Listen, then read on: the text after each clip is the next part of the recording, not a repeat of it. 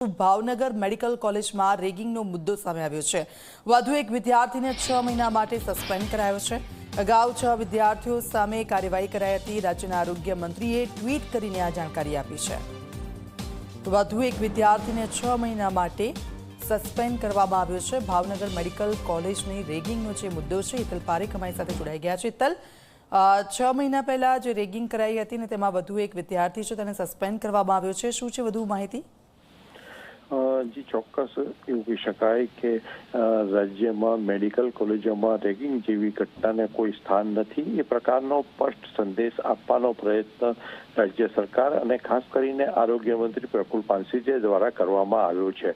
બીજે મેડિકલની ઘટના હોય તો ત્યાં પણ કાર્યવાહી કરવામાં આવી છે। એ જ રીતે ભાવનગરની ઘટનામાં પણ તપાસના આદેશ આપવામાં આવ્યા હતા અને એ આદેશ બાદ 6 જેટલા વિદ્યાર્થીઓને સસ્પેન્ડ કરવાનો નિર્ણય લેવામાં આવ્યો હતો। જો કે આ તપાસમાં વધુ એક વિદ્યાર્થીનું નામ ખુલતા તેની સામે પણ કાર્યવાહી કરી છે અને ટ્વીટ કરીને આરોગ્ય મંત્રીએ આ માહિતી આપી છે।